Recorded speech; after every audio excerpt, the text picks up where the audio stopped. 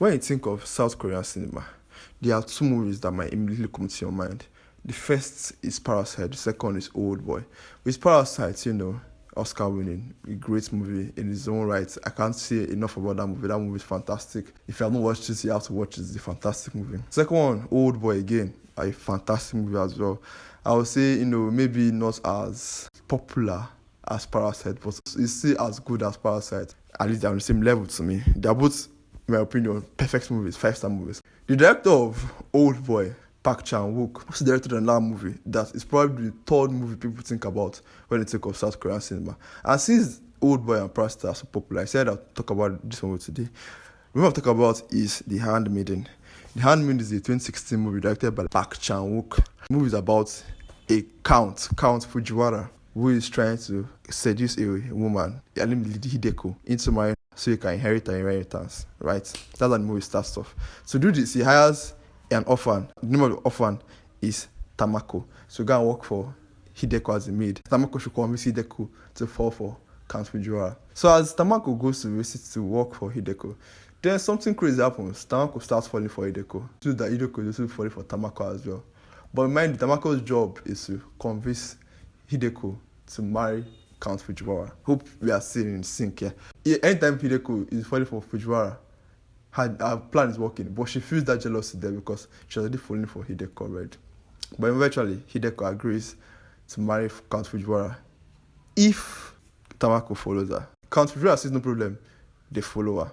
This seems so simple, right? There's also an added element of Hideko's uncle. Hideko's uncle is a man. He has a huge library collection. And according to the movie start, it's implied that Hideko is afraid of her uncle. So that is why Hideko it's very hard for Hideko to, say yes to the Count in the first place, because she'll be like, where will she go? What is the next steps about this? But the Count says that they'll run away. And they do run away. When Hideko agrees, they run away. Hideko, Tamako, and the Count, they run away to marry. Then their marriage is sealed.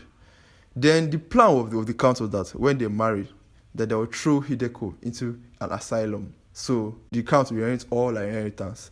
And Tamako was going to get, her own court and some money. So when they now go to the asylum, because when the plan is about to get to the place, the people in the asylum now carry Tamako instead. And that is when we find out that the plan was not to put Hideko inside, was to put Tamako inside and pretend that Tamako is Hideko. So Hideko can leave her uncle's place and have some money that she can divide with the Count. This is what happens. In the first part of the movie, then we are introduced to the second part. The second part now shows the life of Hideko when she was small. She's a Japanese girl. They first started learning to read Korean so that she can be reading erotic stories to older men. Our uncle first started to do that. It was really bad. I can't even get into it, but it was really, really bad. Her and our auntie were forced to read the text, and it got so bad that our auntie took her own life. So it was only Hideko could have reading the text for most of her life. One day, when she was reading those texts, the Count was there. And the Count later, came to meet Hideko and told her that his plan was originally to just seduce Hideko and marry her so he can now take her inheritance. But he saw the way the uncle was treating her and he feels bad for her. So he has another plan that his plan is that she will marry her and will bring a maid for her. They will now put the maid in the asylum and pretend that is her so she can live her life outside the uncle's house. They'll share the inheritance, not half. And Hideko agreed because she got her freedom or whatever. That's when you now find out that Tamako was not the one trying to convince Hideko all along. That Tamako was always the victim. Hideko was not the victim.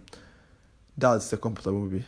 Then we now go to the top part of the movie. Now, I told you that earlier that Tamako and Hideko were falling in love. They now show actually what happened, that they were not just falling in love, they actually fell in love, confessed their feelings to each other and all. And at the point, Tamako was trying to forget about Hideko. He was trying to convince her to marry the Count. And Hideko was angry that she was trying to convince her. And Hideko was tired of her life because if she actually marries the Count, it means that she has to throw Tamako inside an asylum forever. I should not do that. She should just take her own life. But Tamako now comes and stops her from doing that and confesses the entire plan to her. And the reason I'm telling you to marry the Count is because of they want to swindle you out of your money, that please don't kill yourself. I'll go away, please, I love you, whatever. The Hideko that confesses that one part of the plan to her that actually Tamako are the victim all along. That if you marry, the plan is to carry you and drop you inside the asylum. So now that they both know what is going on, they obviously don't want to die. So they now make a plan. And before they leave the castle, because when Hideko and Tamako ran away, their uncle was not around. So the day they are about to run away, Hideko and Tamako destroyed the library full of texts that their uncle has forced Hideko to read throughout her life. And it's a very, very iconic scene. It's really beautiful. Then they run away. As they run away, they put Tamako inside the asylum. So after they put Tamako inside the asylum, it is a scene where Hideko makes the Count drink a particular sleeping agent. As the Count sleeps, she escapes. And also, subsequently, Tamako escapes from that asylum. And they meet each other. And everything is nice, everything is good. The Count wakes up and the uncle's bodyguards are in the room where he is. They get the Count and they carry him back to the uncle's castle. And the uncle is torturing the Count. She doesn't know where Hideko is because of, he has lost his prime assets. But the Count doesn't know where she is. But the uncle says, don't worry, they're going to find her anyway. The uncle has connections, but they don't find them. Hideko and Tamako escape to China, where they live happily ever after, hopefully. And the uncle tries to kill the Count. But the Count uses cigarette smoke to take both the uncle and his life together. And that's how the movie ends. What do I think about this movie? This movie is fantastic. What can I say? The cinematography is so beautiful. The way scenes are shot, the way the cameras are placed in certain angles that invoke certain feelings.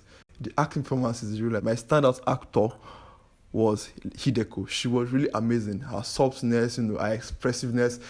She really brought it into everything that she was in, and I really felt it from her. The story, the first and second act is very strong. The third act to me felt very, very Disney-esque, that the plan just worked out and everything and they live happily ever after, which is cool. That's not my problem. My problem is not that they live happily ever after. My problem is that it just felt so simple and so easy. The tension was not really there as it was in the first two parts of the movie. But overall, the movie is still amazing. The movie is beautifully shot, it's well directed, it's well written. And yeah, thank you for watching this video and